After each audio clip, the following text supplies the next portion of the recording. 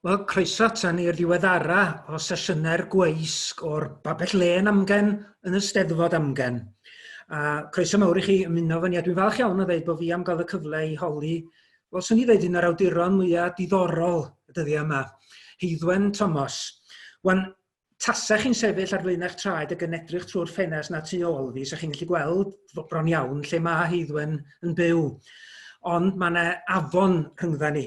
Felly falle bod hi dim ond rhyw filltir fel Rhed y Frân, ond ar hyd y ffordd mae'n milltiroedd lawer, ac wrth gwrs y dyddiau yma, so oes iddi fod ar y lleuad ddim.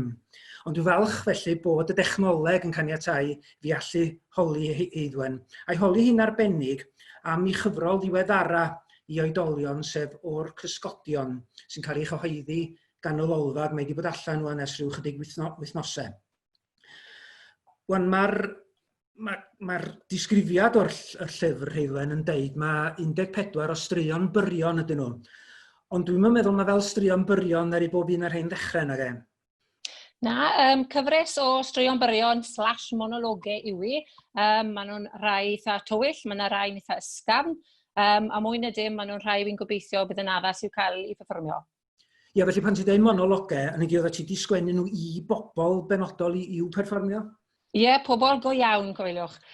Do fel athrawes yn ysgol y Ffrin Teifi a Bro Teifi bellach, ond na rai disgyblion yn gofyn am fonologau, ac felly mae yna rai ohonyn nhw wedi ffindo'u ffordd ar lwyfannau, urdd yn benna, a wy'n siŵr gyda pobl yn mynd ati bori fe fydden nhw'n gallu dehongli'r dyfodiaeth a rhoi i stamp nhw hunain arni mewn dehongliad mewn steddfodau lleol. Maen nhw'n gymeriadau eitha byw, maen nhw'n gymeriadau sydd falle ddim o reidrwydd yn cael sylw mewn llun Cymraeg, ond maen nhw'n bobl i fi sydd yn eitha pwysig a sy'n heiddi i lle ar y llwyfan. Mi ddylwn ni ddeud bod y gyfrol yn un o'r rhai gafodd ganmoliaeth fawr yng Nghystadleuaeth y Fedal Ryddiaeth yn y Steddfod go iawn llynedd. A syniad o'r rhai o'r pethau ddudodd rhai o'r beirniad oedd Aled Islwyn enghraifft yn sôn am sgrifennu dirdynol o ddwys. Alun Cobb wedyn yn dweud bod y cyfan o safon uchel o bod rhai yn nhw'n syfrdanol o dda. Mae'r Erid Hopwood yn sôn am lenor craff ac yn dweud bod y rhai o'r straeon yn aros efo hi'n hir. Felly, rho'r rhagor o syniad i ni o'r math o gymeriadau sy'n nhw. Ti'n dweud bod nhw ddim yn cael llawer o sylw, falle mae'r teitl mae'n debyg, teitl y gyfrol O'r Cysgodion yn deud hynny, ac oedd mae'r Erid Hopwood yn sôn am bobl y cyrion. Felly, pwy ydy'r bobl yma? Mae yna groesdoriad. Do fe ges i gam yn y Steddfod na, chi'n iawn. Be chi'n galw, mae yna rai sydd yn trin Gwynedd, mae yna rai sydd yn gofalu ar ôl yr henoed, neu merch ifanc sydd wedi bod trwy lot, a mae hi'n mynd ati i helpu rhywun, ond obviously mae yna dywellwch yn yr help, achos dyw'r help ddim yn rhywbeth cariadus a gofalgar, fel byddwch chi'n disgwyl cael gyda rhywun sydd yn dod o'r tŷ. Mae yna rhai wedyn sydd yn dywellach to, sydd yn mynd â ni lawr trywydd Holocaust, a mae yna rai sydd wedi bodoli yr sawl blwyddyn, ond maen nhw wedi dod, maen nhw wedi ffindo i lle yn y gyfrol yma. Felly, dyna'r math o gymeriadau. Be am y sefyllfaoedd? A'i rhai dirdynol ydy'r rhan fwyaf yn nhw? Mae'r mwyafrif ohonyn nhw falle a rhyw elfen ddoniol yn dyn nhw. Mae yna wastad rhyw dywellwch, neu fel arall mae yna dywellwch a hefyd mae yna elfen o hiwmor, a hynny falle yw'n stampu ar sgwennu Cymraeg. Mae yna straeon am dad a mab, mae yna rhywbeth at ddant pawb, a mae'n syndod weithiau pan chi'n siarad â bobl pwy rai mae nhw'n wedi tynnu ati nhw, mae'n dibynnol iawn ar pwy nhw a beth yw eu helfen nhw, so mae yna groesdoriad golew o wahanol sefyllfaoedd a wahanol teip, ond yn y diwedd y dydd, fi'n gobeithio bod nhw'n teip sydd yn rhywbeth newydd i weid. Falle bod yn ddirdynol, ond hefyd mae'n rhywbeth sydd yn gallu hawdd i drosglwyddo ag uniaethu ag e. Sut fyddi di mynd ati wedyn, os oes yna ddisgybl yn dod ata ti a gofyn am fonolog, o le mae'r syniad wedyn yn dod, ond dibynnu ar y person hwnnw? Ydy, o dod i nabod y plant, mae'n rhwydd wedyn i ddeall y personoliaeth nhw. Mae yna rai sydd yn gwneud comedi, a maen nhw'n gwneud comedi'n wych. Wrth roi rhywbeth sych i'r hynny, bydde fe'n eitha heriol. So, rhwng trafod a gweld beth sydd i gael yn y ddrar, a beth allan ni'n gwneud, wrth roi trimad bach i hwn a llall, wedyn mae'n dod yn eitha rhwydd. A wrth gwrs, pan chi'n rhoi rhywbeth ar lwyfan, mae'n gorfod bod yn rhywbeth fel 2 neu 4 munud. So, mae rhaid mynd nôl wedyn dy'r sisio na tocio fan hyn a fan draw, achos weithiau mae saib yn gweud mwy na geiriau. A sut, be fydd yn dod? A'i meddwl am gymeriad wyt ti'n ei meddwl am sefyllfa? Cwestiwn da, sa'n gwybod, y ddoi falle. Os glywed llais, mae'r cymeriad yn dod yn fyw, so mae'n rhwydd wedyn i roed e mewn sefyllfa. Gan amla, mae'r ddoi beth yn dod gyda'i gilydd, neu falle bod yna rhywbeth sydd chi wedi gweld neu glywed sydd yn rhyw atgof yn eich meddwl chi ers sawl blwyddyn bach. Mae wedyn, wrth fynd ati i ysgrifennu, mae rhyw ffordd o roi rhyw ole newydd ar hen sefyllfa. Ond dwi hefyd, o'n i'n gweld yn aml iawn bod ti'n cymryd safbwynt annisgwyl, hynny wedi bod chi'n sgwennu o trwy gymeriad reit annisgwyl pobl sydd ddim wastad yn bobl arbennig o neis. Na, mae cwpl o rini mewn na. Na fi'n credu bod e'n eitha neis fel rhywun sy'n sgrifennu i byd o bod yn chi'ch hunan. Pan chi'n yn athrawes neu yn fam, weithiau chi'n gorfod actor i'w gymeriad. A hynny yw wrth fynd o llais rhywun diarth, falle bod e'n lofrydd, neu falle bod e'n berson byddech chi ddim falle o reidrwydd yn lico, ond wrth sgwennu mae hynny'n rhoi rhyddid i chi, achos weithiau chi'n sgwennu am rhywbeth sy'n debyg iawn i chi'ch hunan, mae pobl yn dueddol o weid dwi'n cofio ti'n neud na, neu beth bynnag. So wrth twlu clogi newydd arnoch chi, mae'r llais yn llwyddo i ffindo i le hunan wedyn. Pan fyddi di'n sgwennu am rywun sydd falle'n berson anymunol, wyt ti'n teimlo cydymdeimlad at y person yna o gwbl? Odw, ges i row yn weid na wrth un o athrawon Cymraeg. Hynny yw pan bydden ni'n lico person oedd wedi lladd plant neu beth bynnag, ond dim bod chi'n lico fe, falle ond bod chi'n gallu uniaethu gyda rhywbeth sydd ynddo fe sydd yn normal ac yn ddynol.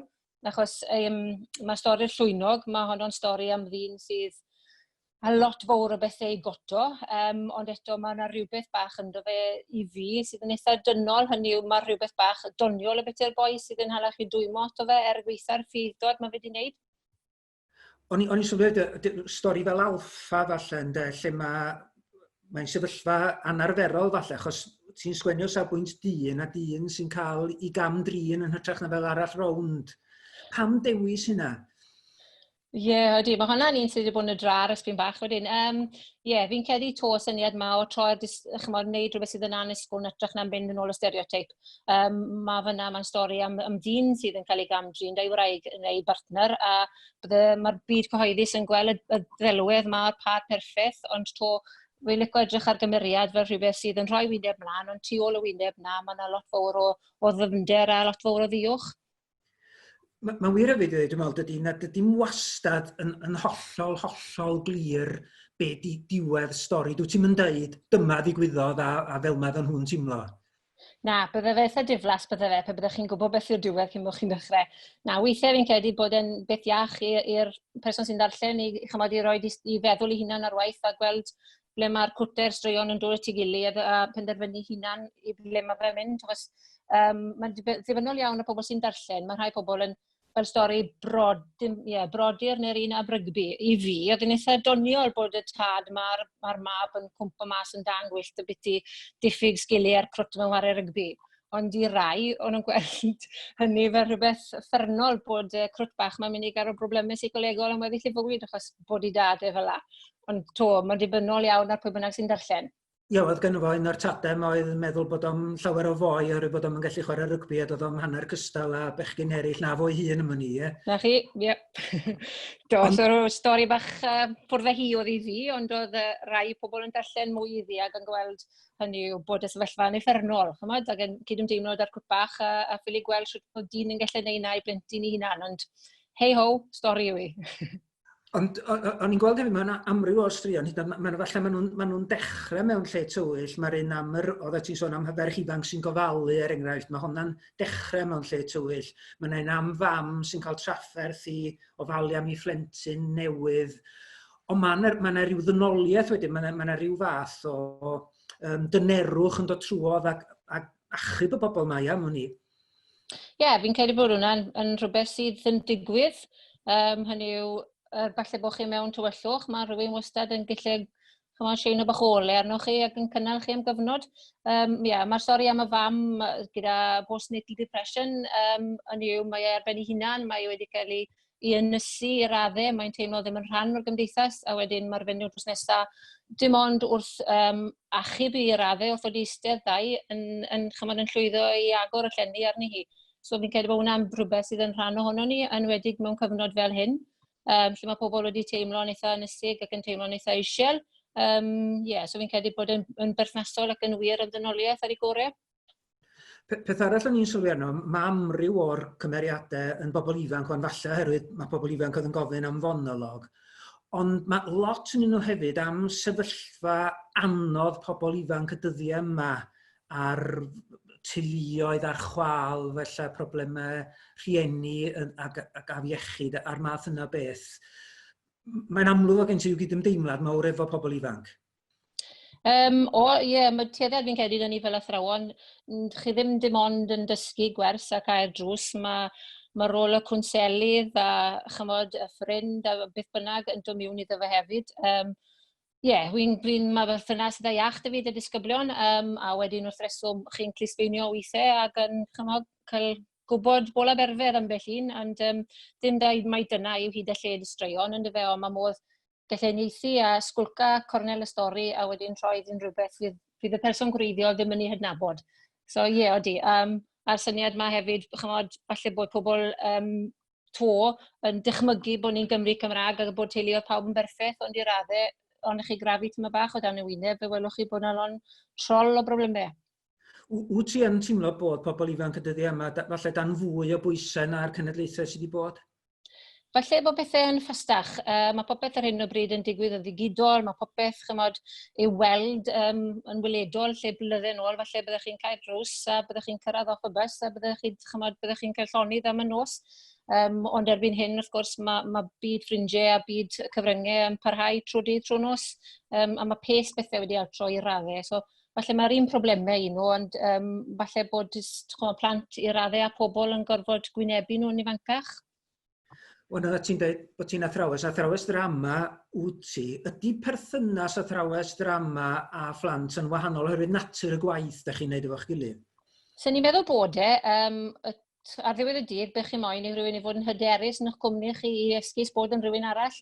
So ydych chi'n mynd i fod yn eitha harnydd ac yn eitha cadarn wrth nhw, fi'n credu falle bod yn dieddol o sarnu'r berthynas.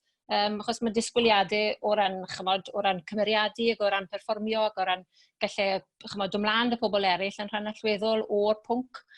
So'n hynny o beth fi'n credu bod rhaid i ni fel athrawon ddrama i fod yn fwy dim down with the kids ond yn fwy agos ati nhw i raddau.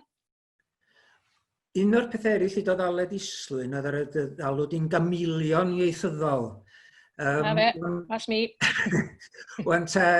Ydy hynna, i barad am hynny, achos wyt ti'n gwneud lleisiau, bod mae'r Eryll Hopwood wedi cyfeirio at y lleisiau gwahanol yma wyt ti'n ei gwneud. A ti'n sgwennu yn person hen bobl ifanc, dynion, merched. Wyt ti fel tasa, ti'n gyfforddus yn sgwennu am bob un o'r mathau yna? Odw, siwr o fod, pobl yw pobl. Dim ond i chi rondo, mae'n rhwydd wedi ni jyst i ddynwared. Fi'n cedi'r ffaith hefyd bod fi'n dysgu drama, mae fe'n bwnc ymarferol, chi'n gorfod wneud mwy na desistau tu ôl i ddesg, ac yn hynny o beth, mae'n ffordd o ddynabod pobl o dan y wyneb. Wyt ti'n ymwybodol dy fod ti'n gwrando? Wyt ti'n gwrando'n fwriadol gan dweud, reit, mae llais yna ni'n allai ddefnyddio? Sgwrs bod fi. Ydw, siwr o fod. Mae'n bell i wac fach i lamben ar y gyman a mynd eistedd yn rhyw gaffi a agor y glistau a gweithio plant i fod yn dawel bit y gacen yn mynd bach. A wedyn mae'n rhyfeddol be glywch chi gyda pobl. A fydda ti'n sôn ma na un ferch dot, dwi'n meddwl, i'r stori a lle mae'n trin Gwynedd pobl. Wyt ti'n mynd i lefydd felly ag eistedd dawel? Na, dim fi. Na. Fi'n nabod pobl eraill sy'n mynd i wneud i Gwynedd yn aml. Ydy, mae fenyw fach na to yn un o'r teipes sydd yn gryndo ac yn glist i'w ryndo ac yn gystyr i bobl sydd â problemau ac wrth gwrs erbyn diwedd y stori mae hithau i chyfrinachau hi hunan hefyd. So fi'n credu'r elfen ddynol yma hynny yw bod pobl yn clatio bant a'i gwaith a'i byd. Mae gan rhoi'r wyneb mlaen i fel bod popeth yn berffaith, ond o'n i chi bori tyma bach ac rhoi pip, fe welwch chi bod na stori yn cuddio tu ôl iddyn nhw. Ti wedi sôn eisoes am ddylanwad ysgol, ond be am ddylanwad y gefndir di fel arall? So, ni'n dweud bod ti'n byw draw Fonco ym Mhlwyd Pencarreg, ond yn dod yn wreiddiol ardal Cwrt Newydd, rhyw 5 milltir o fama, wel 5 milltir o Lambed ydyn ni.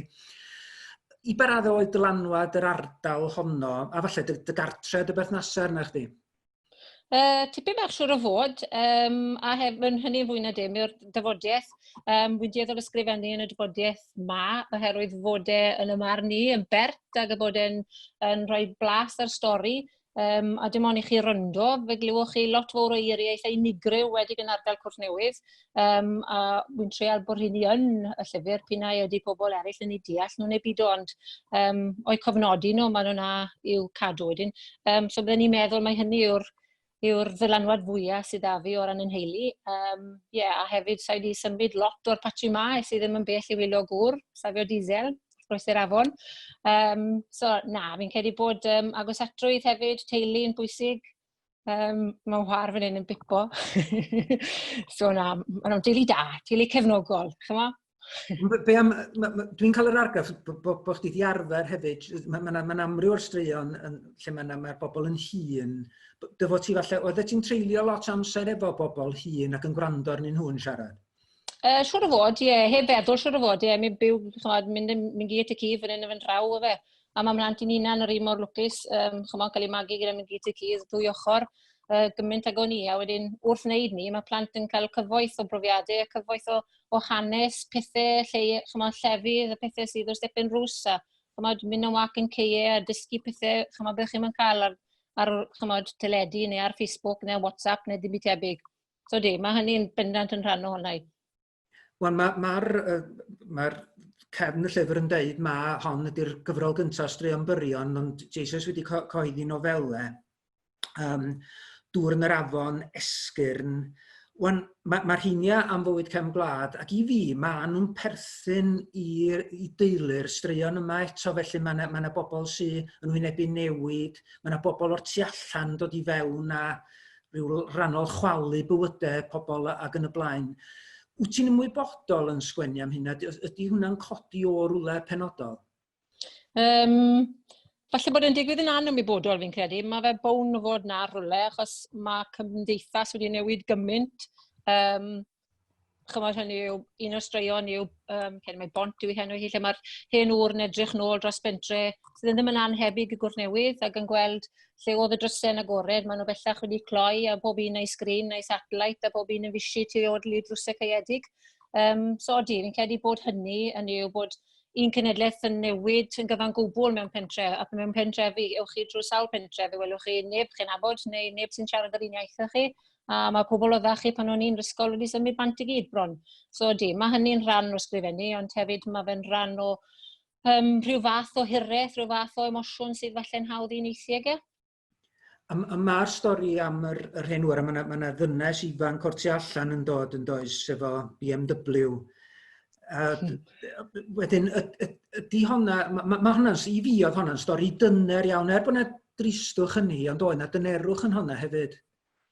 Fi'n credu hynny yw, fyna oedd ferch wedi mynd ar hewl rong yn dod, a wedi cael ei dala yn y glaw, a oedd yntyn dod i helpu fi, achos oedd dim byd well ag ei wneud, oedd neb ag ei siarad ag ei o frwyr gwynt yn nos. Mae yna dynerwch, hynny yw, chymod, bod nhw wedi dod i ryw fan, bod hi ddim yn trysto fe, chymod, yn oedd e fod yn agor o drws iddi pan oedd neb arall. Mae'r elfen hynny falle yn berthnasol i lot o straeon, hynny yw bod pobl diarth yn gellu bod yn gefen i gilydd. Wel, mae o'n dweud un peth, ac o'n i'n meddwl tybed ydy hynny'n wir amdana chdi. Mae o'n dweud, mae busnes sydd gan rai, diddordeb sydd gen i. Na chi chael. Felly, pyn ydy ond achos di, a jyst busnes neu diddordeb? Busnes fair y sgwer. Na, diddordeb ni'n galw fe fod yn barchus ac yn didi. Felly, pan ti'n sôn am y newidiadau mewn cymdeithas, wyt ti wedi gweld, oeddet ti'n dweud bod ti wedi gweld ardal Cwrt Newydd yn newid yn ofnadwy.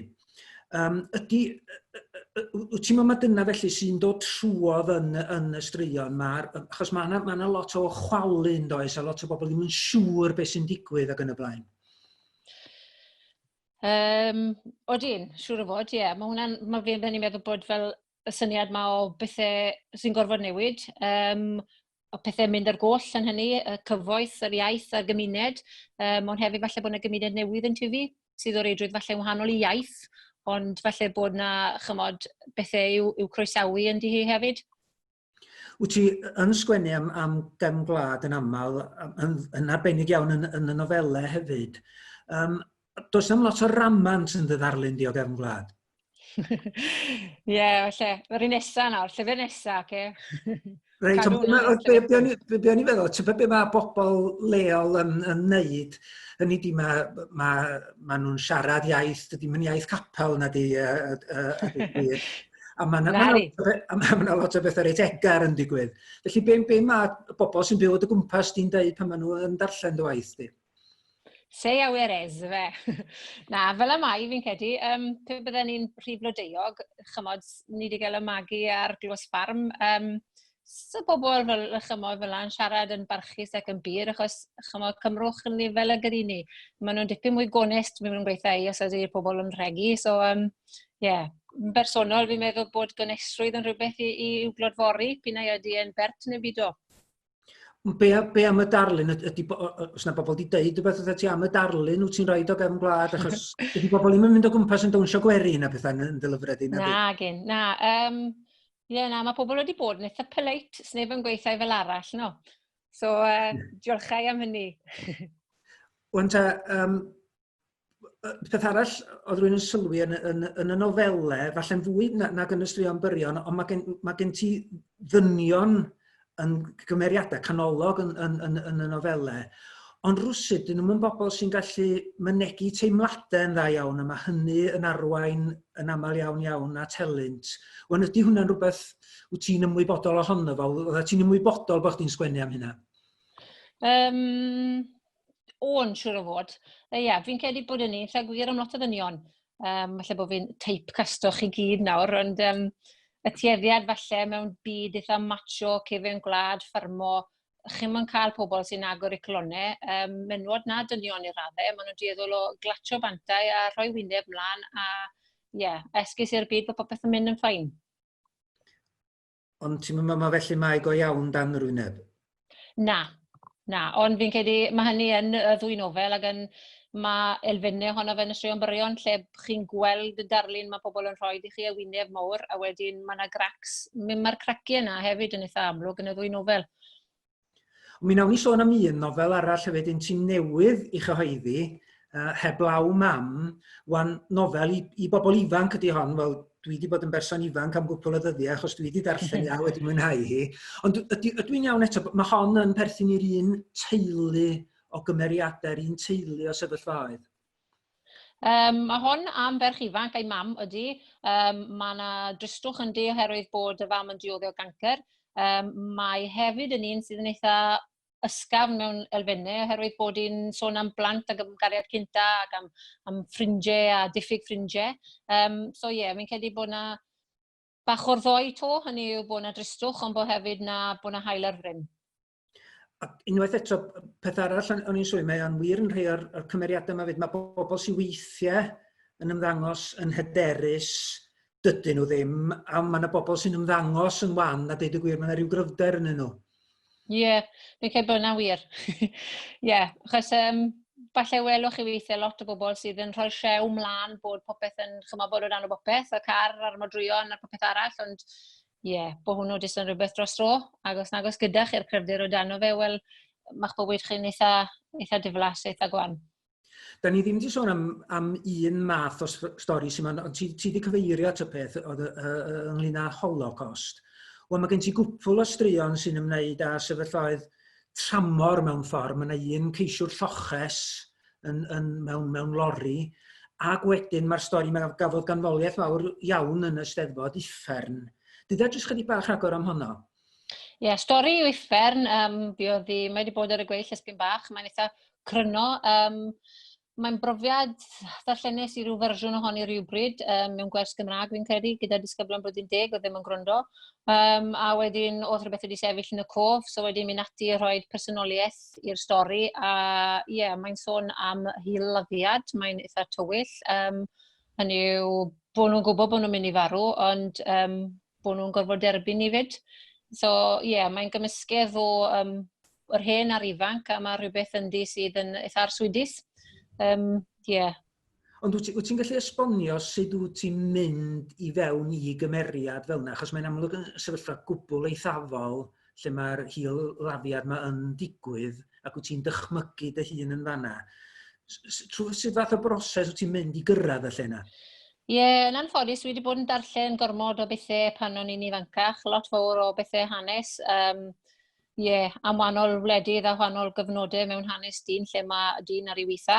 Mae hwnnw wastad yn gefnlen i lot o'r straeon yma, achos hynny yw, bydde fe ddim yn brofiad, bydde ni'n gallu gweud bod fi wedi bod ynddo fe, ond wrth drial tynnu at ei gilydd yr corneli straeon a jyst yr teimlad na yn eich stymog chi sydd yn hala chi deimlo'n uffernol, a sgrifennu o'r safbwynt hwnnw, fi'n credu fel yna ddys i ben ysgrifennu hwnna. Mae'n rhywbeth sydd yn, wrth edrych nôl yn eich chi'n gweld yn dywyll iawn ac yn wedi cyfnodau fel hyn, mae edrych ar bethau fel yna eitha uffernol, so mae'n bosib byddai ddim yn sgwennu gymaint mor dywyll to, achos mewn cyfnod fel hyn mae eisiau gobeith ar bobl fel ei gilydd. So falle fydd na... Dwi eisiau gofyn i chdi am y cyfnod yma, jyst cyn gadael Uffern, mae'n sefyllfa eithafol, mae beth sy'n digwydd yn ddirdynol. A'r gamp wedyn i rywun fel chdi'n sgwennu stori efo hynna ydy jyst rheoli'r peth, peidio gadael iddo fynd dros ben llestri. Fi'n gobeithio hefyd bod fi'n sgrifennu'n eitha syml i raddau. Hynny yw, mae'r llais yn gweithio chi ble i fynd. Ond chi gofio, mae dim chi eich hunan yw hi, ond y person ma, y fenyw ma, oedd ar ben y dibyn yn mynd am lawr i gael ei seithi. Mae'r ffeithiau gyd yn ffeithiau go iawn. Dim ond gwrando ar y llais a wedyn mynd ati gofnodi hwnnw. Ydy hynna'n help wedyn, mae monologau ydy'r rhain.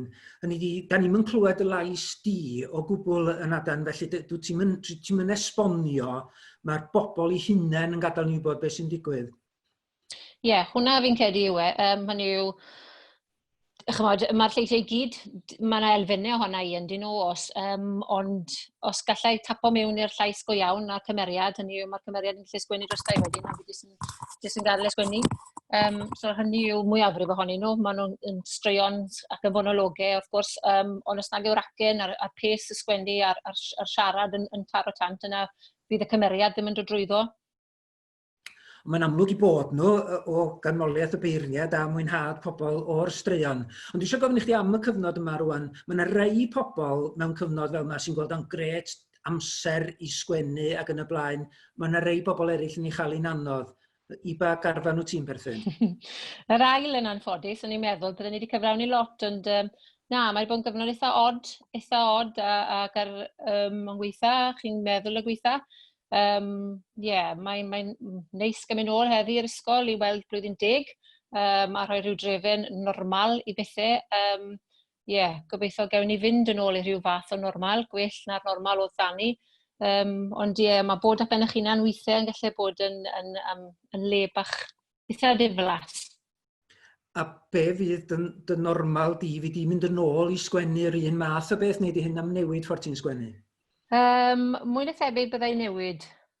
Sa'n siŵr beth fi'n mynd i sgrifennu nesaf, ond byddwn ni'n dychmygu bod cyfnod fel hyn wedi bod yn amser i sawl i ni i feddwl, a os chi moyn profiadau newydd, yna mae rhaid chi'n newid, a hynny fydd yn ysgwennu, byddwn ni'n dychmygu yw pethau fydd yn rhoi gobeith i bobl o bosib, achos fi'n credu bod yr iselder mae pobl yn mynd i deimlo, a os sydd yn teimlo o fod yn gaeth y ben ei hunain, mae lot fawr o bosib ddim yn mynd i ddod mas o hynny'n fast iawn.